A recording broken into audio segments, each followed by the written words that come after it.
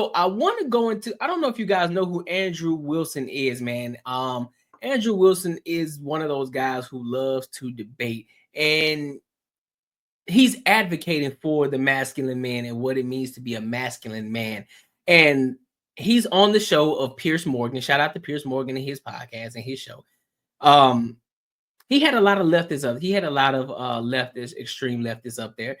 And you had one conservative feminist who is, I don't know her last name, but she was Tory something, or Tammy, whatever her name is.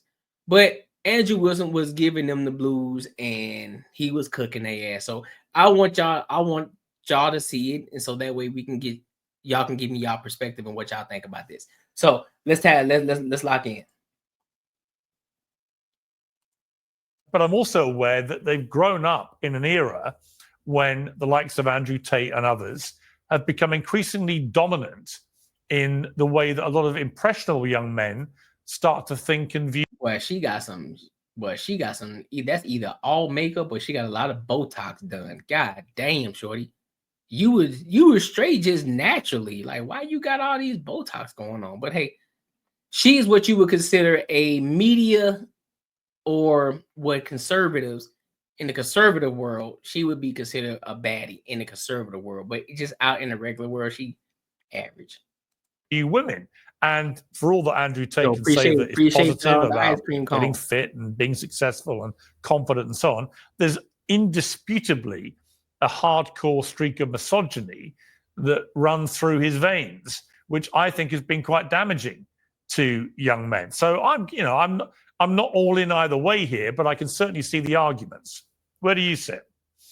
Yeah, well, I mean, I think that so I watched the show, and it just goes through a typical feminine view, right? So all of these things are always through the prism of the feminine. So young boys, they don't do well in school. They don't do well in school because it's all programmed for the feminine. Stay still, fold your hands, right? Be quiet. Boys are rambunctious. They like to beat each other up. They like to be mischievous. Which is why there was a saying of the boys are going to be the boys. Let boys be boys. They like to break things. They like to do that kind of stuff. Yeah. There's no outlet for them to do that stuff. Their teachers are all women, right? There's basically all masculinity is now considered toxic. Basically all of it. Right. The same women who are getting their double shot of espresso on the way over to the school they're about to teach at. They're 24 years old. Sometimes they're banging their own students, right? Hilariously enough. And then these people go out to Parliament. Hey, that's a fact, though. Go to Parliament. That's a fact. I know y'all have been looking, y'all been seeing in the news, and a lot of these women are banging their students. That's a fact. That's a fact. They vote to send men off to war to stab each other in the face with bayonets. And you're concerned about toxic masculinity. It cracks me up. It's like the brutal savagery of men is a necessary precondition for society to exist. And we just kind of pretend like it's not. And this show should actually be an indictment on the feminine rather than the masculine, because basically masculinity is just punished everywhere all the time, nonstop. It's no wonder guys like Andrew Tate get so famous in these spaces.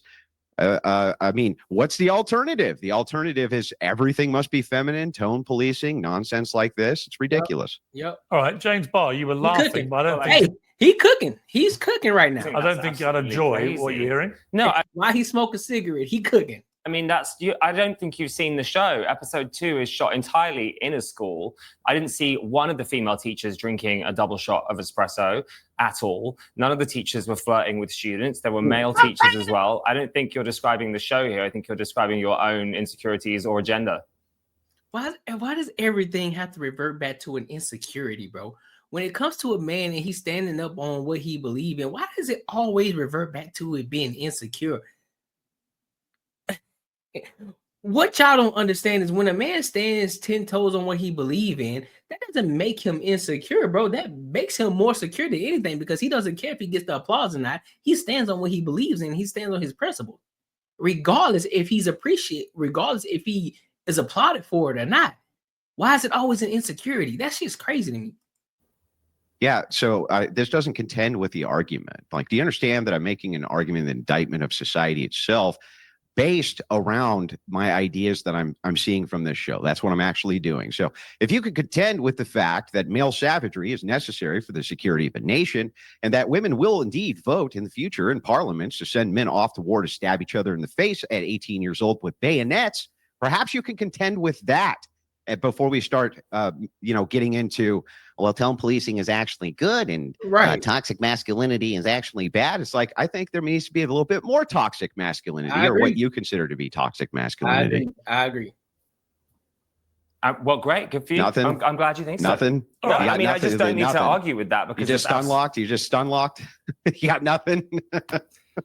You're making up. You do seem unusually muted by that. I've not said anything. I haven't literally said nothing about James, you were literally rendered silent. Because you had nowhere responding. I'll tell you what, you can't argue with a completely illogical argument that had, I've not made any. It's a logical argument. You may not agree with it. I've not made any. Right. Thank you, Piers Morgan. Just because you don't agree with it, that doesn't make it an illogical argument. Just because you don't agree with it, it's crazy. It could still be a logical argument even if you disagree with it or not. That's crazy. Totally logical argument. That you are firing at me. None of those comments are things I've said or believe in.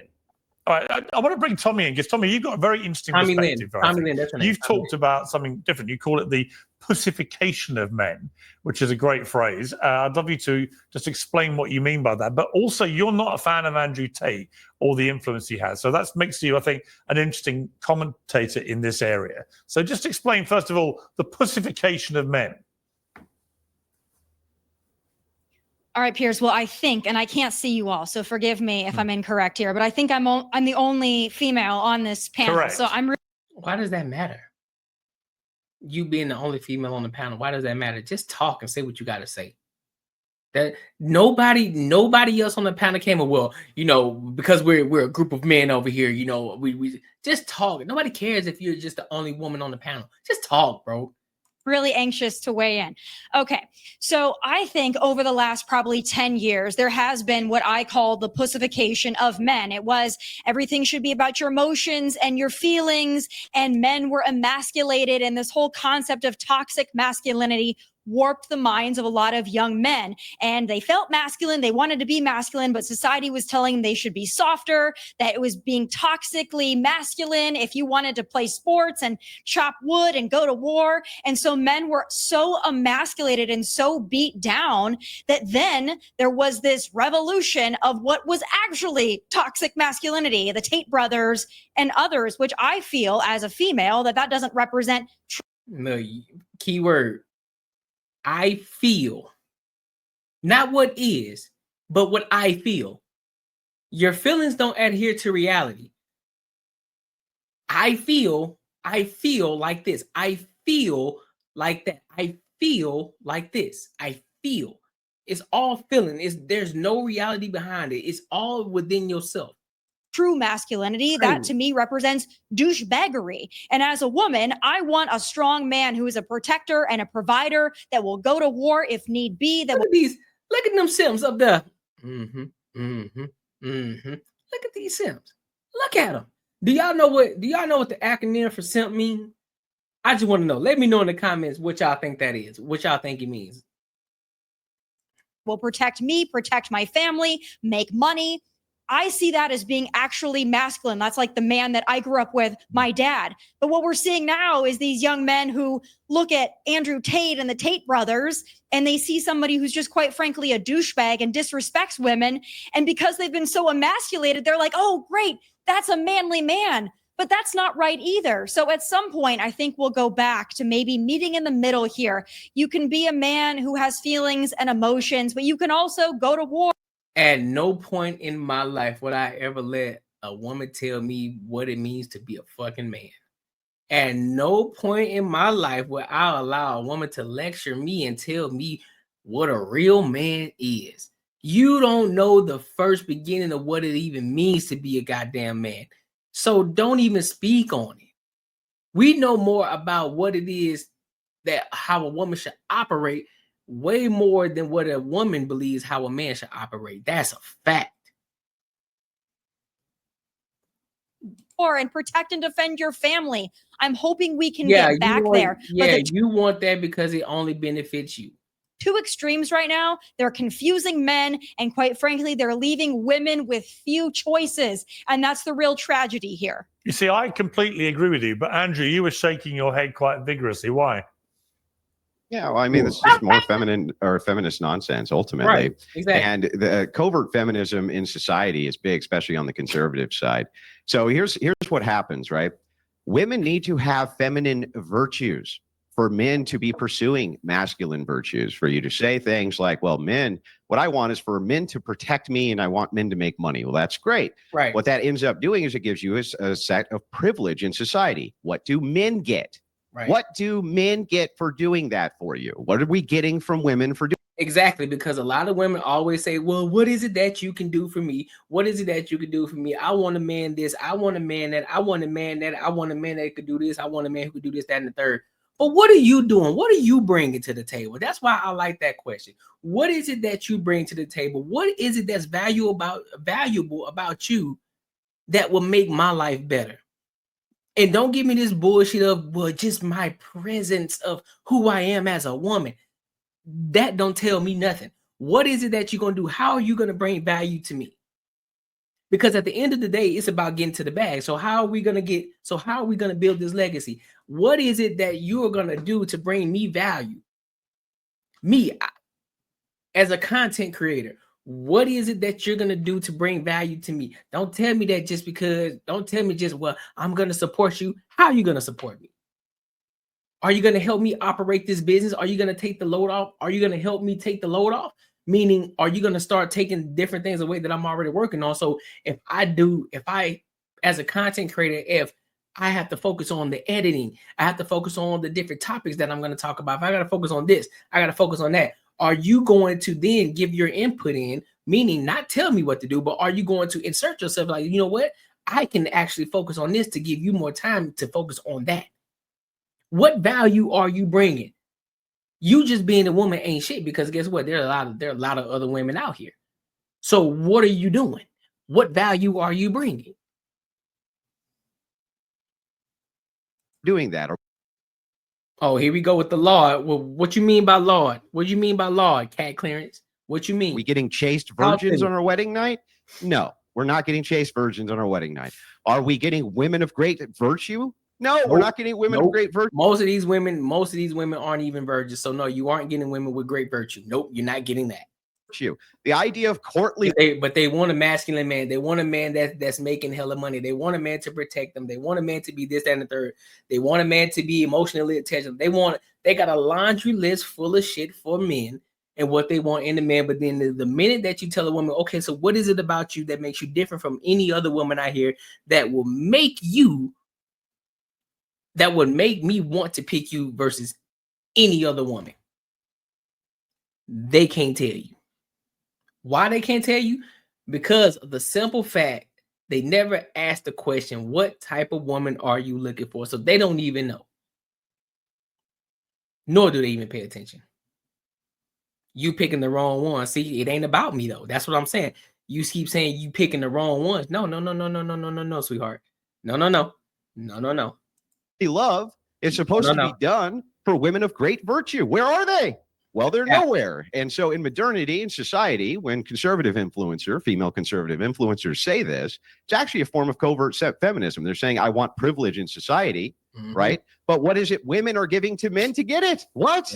What are you giving? What are they giving them? What are you giving? So answer the question, cat clearance. What are you giving to a man? What value are you bringing? Don't mention the fact that you're a woman. Don't mention the fact that you can have a baby, because most women can't have a baby. Most women can have a baby. What is it that's different about you that makes a man want to get down on one knee? What is it about you? Yeah, I know that's Cap. I know you lying now. Tell me. Well, can I please chime in here? Yes, you can.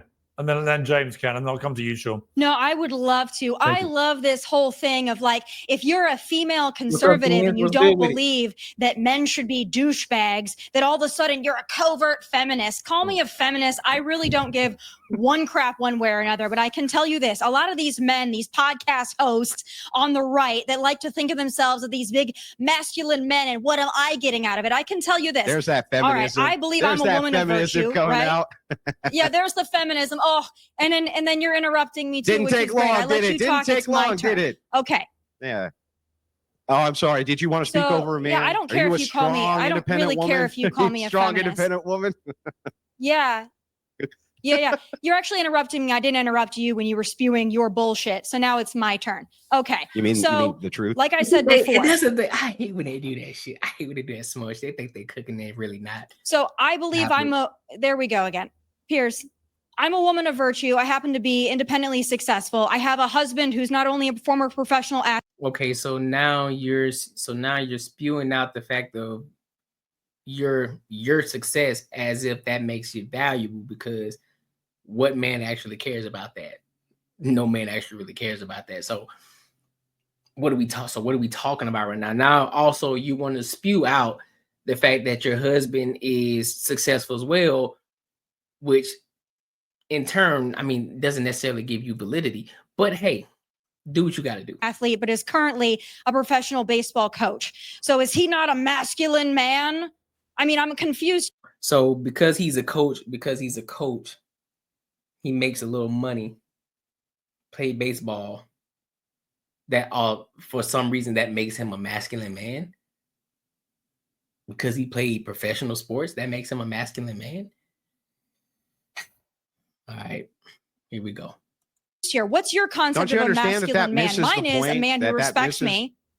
Yeah, that misses the point, though. Like, you're still not contending with the argument that I'm making. Your point? You're saying inside of society, right this second, right? Masculinity. No, it doesn't. No, it does not. It does not validate you at all. No, it doesn't. Is not only punished, but also women on the right, covert feminists on the right, are constantly and consistently talking about how they need to have privilege. That's why you always getting fooled. What the hell are you talking about? In society, I want men. Their version of masculinity is men who take care of us, men who protect us, men who do all of this. Those are all duties that men have towards women. Great. What are the duties that women have towards men? What are the duties that women have towards anything? What do men get out of this arrangement? What are we getting out of this arrangement? Can you tell me? I mean, as I was going to answer a second ago, I don't want to interrupt you. Hang on one second. Let Tommy respond. Most men are born that way. Let Tommy respond to that, and then I'll come to you, Jez. And then Sean, you've been waiting patiently. So most men are born to be protectors and providers. I can't imagine my dad saying, you know what, to my mom, you know what, I'm not going to be a protector and a provider unless you do this. That's not how real men operate. Real men are protectors. Well, I'm not going to listen to no woman that's going to tell me what a real man is. That's crazy. And providers, and they marry women who hopefully have some virtue, but also bring a lot to the table as well, that are great mothers, great wives, caretakers of the home. There's nothing wrong with being a traditional wife and mother.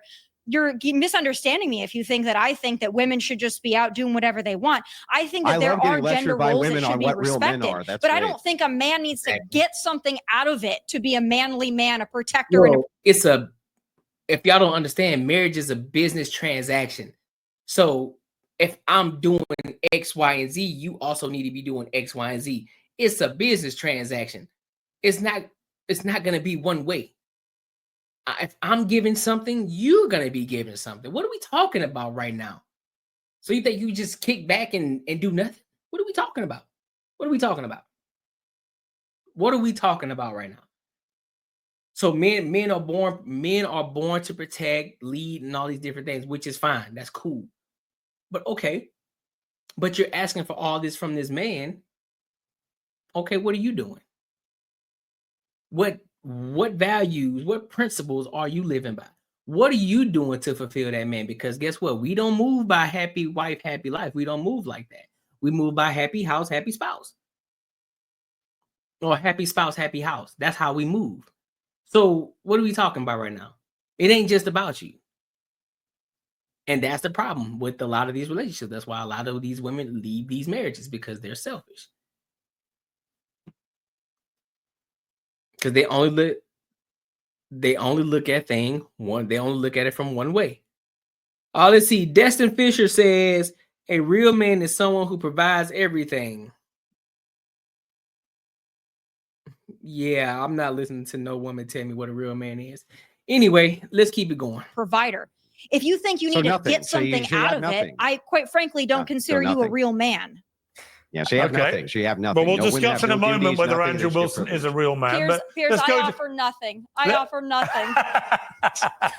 You offer me a lot of things, Tommy. That's why I always love having you on the show. You know that. Let's go to a real man, James Barr. Thank you. I do see myself as a man. And I know that you were looking at me thinking, well, you're not. You're wearing makeup. You're wearing colorful clothes. Like, look at me. I'm really camp. My nails are painted. I mean, they are worrying. You know, you're sat there smoking a cigarette. I'd love to get a vape out and start drinking a beer, you know, pints with the lads, just connect with you over that. Only those people who only take face pictures, probably about as big as ever. You probably weigh about 300 pounds, huh? You probably a big old slop sitting over there, eating a big old thing of pizza, you big dog. You mad because you weigh more than me. You bigums. I'm going to call you bigums.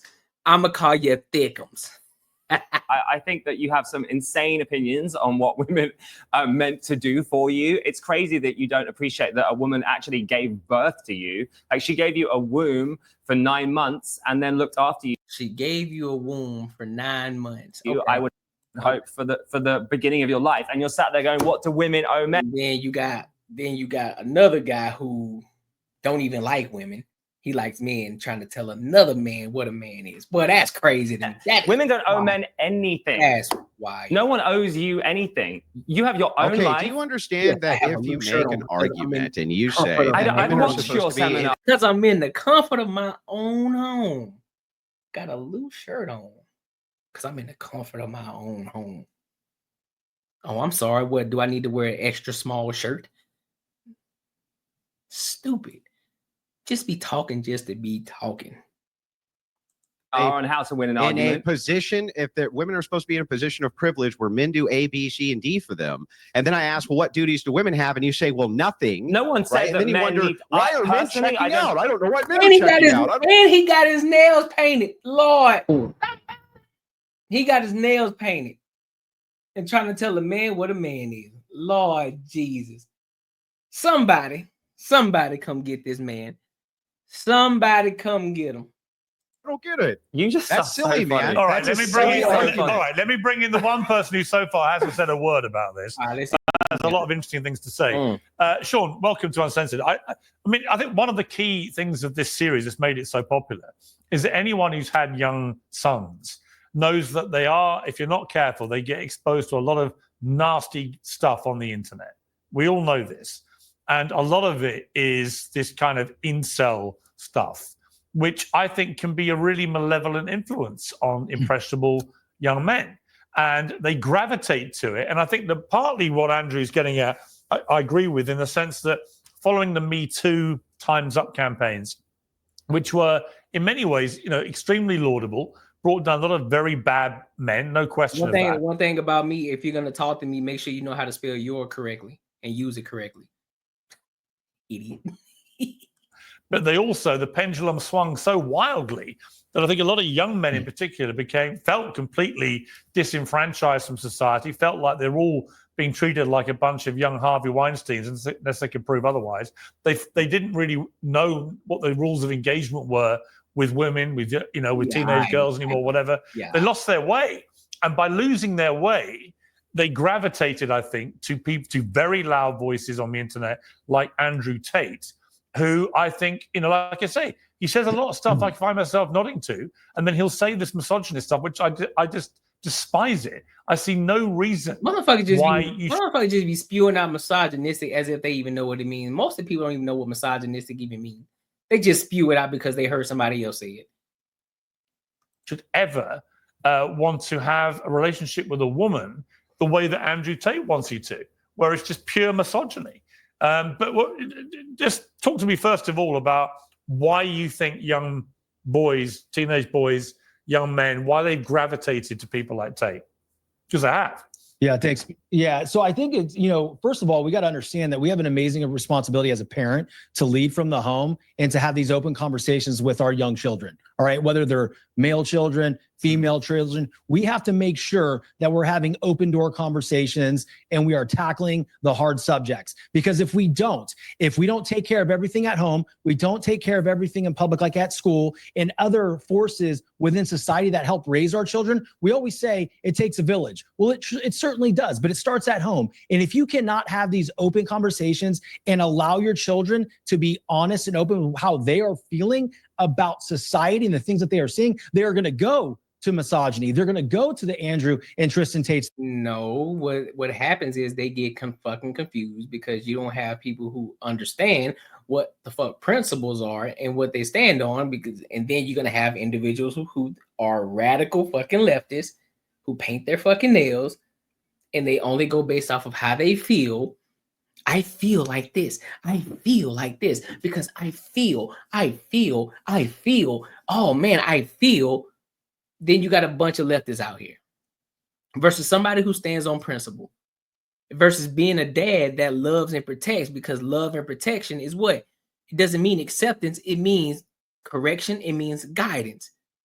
It doesn't mean accepting you for your delusion.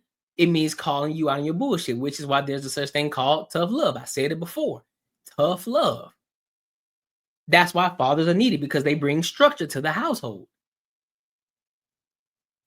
That's why you see guys like this one on here painting their fucking nails and thinking it's okay. And then you got other individuals thinking that you a real man because you're comfortable in your skin and you paint your nails. You're a real man. No, you're not. You're feminine. You're a woman. That's what you are. You're feminine. Nothing about you screams masculine at all. Nothing. You're not a real man because you decide to, I paint my nails and I'm comfortable with my skin. That doesn't make you a man. That does not make you a real man at all.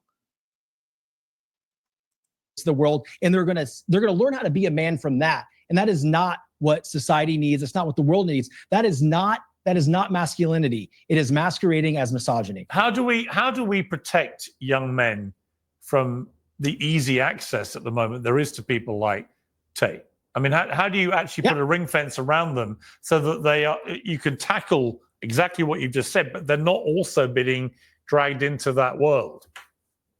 It's tough because they're growing up in a world we never grew up in, Piers. We didn't grow up with the internet. We didn't grow up with Bumble, Tinder, Instagram, Facebook. No, I was taught how to treat women by my mother, my grandmother. Open the door. You was taught how to treat women by your mother. Where's the father at? Where's the father at? Where's the father at? My aunts, open the door. A lot of strong women in my family, very strong. Of course, which is why you have the views that you have. Because your mind was warped by a lot of women. Where are the men at? Where were the men? Huh? Talk to me. Talk to me. There's a difference. You could tell who was raised by women versus who were raised by men. You can tell the difference. Women, and they would just take no crap from the men. So that's the environment I grew up in. Absolutely. So how do we insulate our children from this? By having conversations, putting parameters around the social media aspects of life and having the conversations at home. Hey, son, hey, daughter, this is what you're going to see out there in the real world. This is what you're going to see on the internet. If you see something like this, that is not how a true man is supposed to act. And hey, that's not how a real man's supposed to treat you. Right. So we have to have the conversations. Yeah. Andrew, do you intrinsically disagree with what you've just heard? Yes. Yeah, I do. I think, again, all of this is always the burden on men. Burden on men. Burden on men. Men need to be doing this. No, it's a family, Andrew. The family. Hang on. Let me finish, Andrew. So we're watching. So right now, I'm on YouTube right now. If you want to go check it out, it's on Courtnee_Edgar1, where you can actually look at me reacting to this video, the Piers Morgan show, where they're talking about where you got Tammy Lynn and a couple of other leftists, and Andrew Wilson is debating with these guys about the attack on masculinity. And that's what we're talking about right now. So if you want to tap into that, just go to the YouTube channel. I'm live on there too. My dad raised me more than my mom ever did. I think I turned out just fine. Exactly, which typically that's a good thing. Because most cases, when a father raises the kid, they turn out a lot better versus the single mother who raises their kid by themselves. So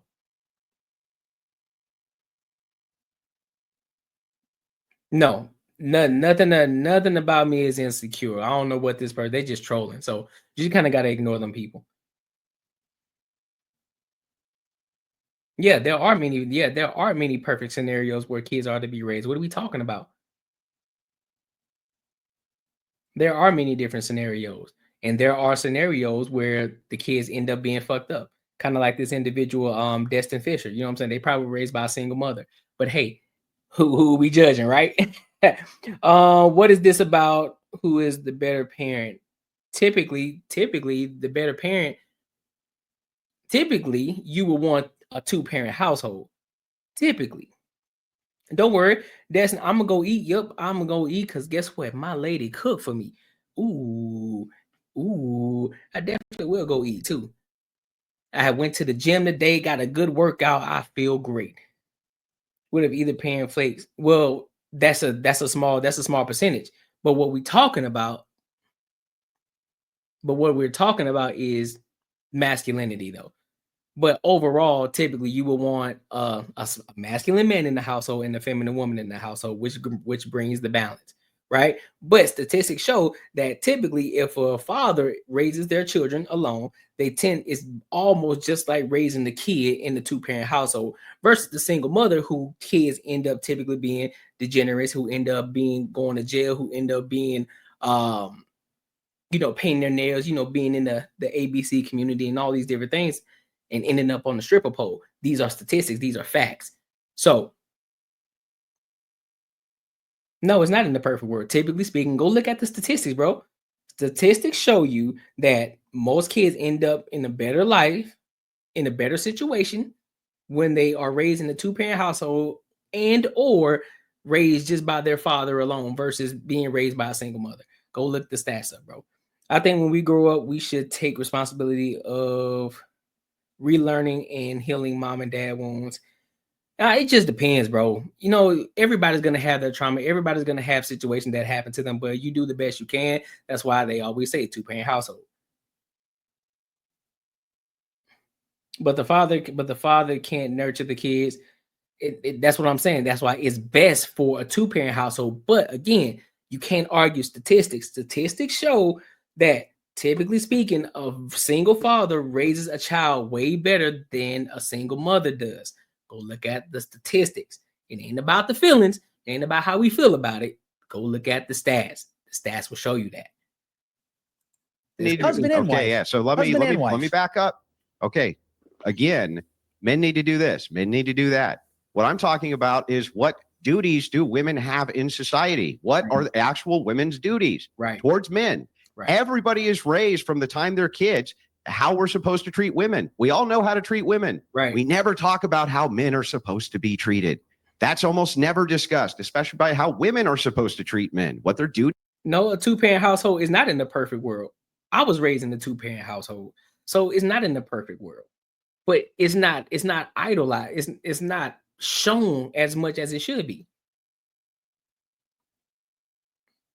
So it's not in the perfect world, because if you look at the statistics, you would know that's not a perfect world. I grew up in a 2-parent household with a mother and a father in the house, and my parents are still married to this day. Duties in society are. This has been completely dispelled. Guys like Tate have risen because Christianity itself has become a feminized religion. It ain't just great for me. There are a lot of people who grew up in a 2-parent household. But what's being promoted is single parents. That's what's being promoted. There's a lot of kids out here that grew up in a 2-parent household. Well, you can disagree all you want. The facts are the facts, big dog. So I mean, hey. Religion, especially the Protestant sects, has become completely feminized. And it didn't used to punish masculinity at all. And now it does.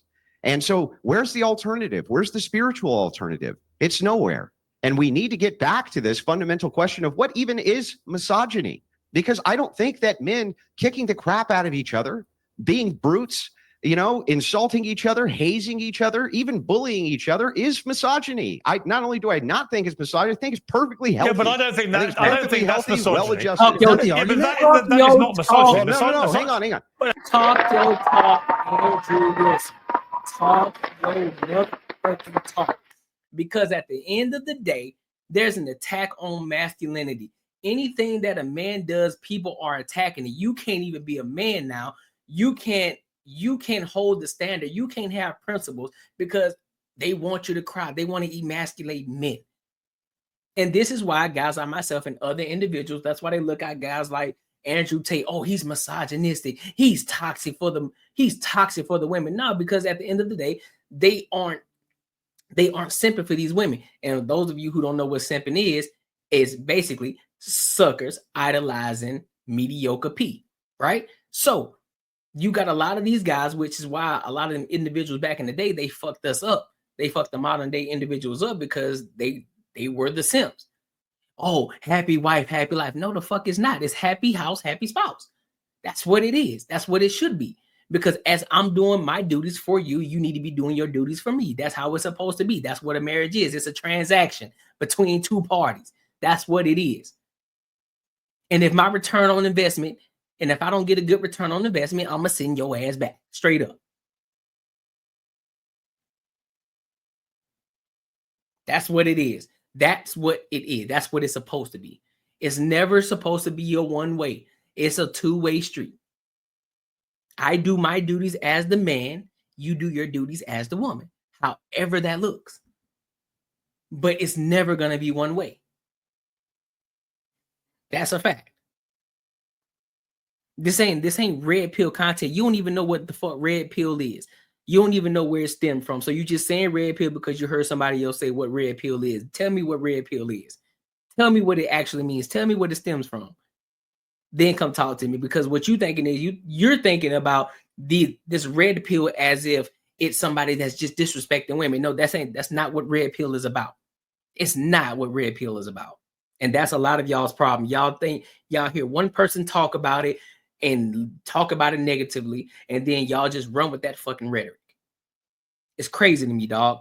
Shantae says a marriage to me is not transactional. It's love. Neither one is more important than the other. It's equal. See, there you go.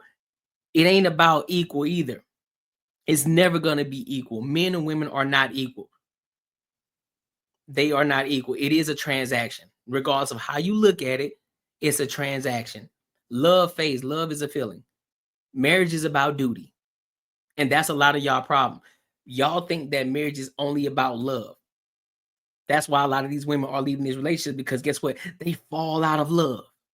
It's duty when it comes to marriage. It's a duty. I have a duty to you as my spouse, and you have a duty to me as my spouse. That's what marriage is. What are we talking about right now, man? And half of y'all who laughing and going back and forth, half of y'all ain't even married. So y'all don't even know what the fuck it even means in real talk. Let's be honest about it. Let's be real. But hey, make sure y'all like, comment, and subscribe, man. So make sure y'all like, comment, and subscribe. Let me know what y'all think about this in the comments. Do y'all agree with Andrew Wilson, or do y'all agree with all the extreme leftists in the situation? Let me know.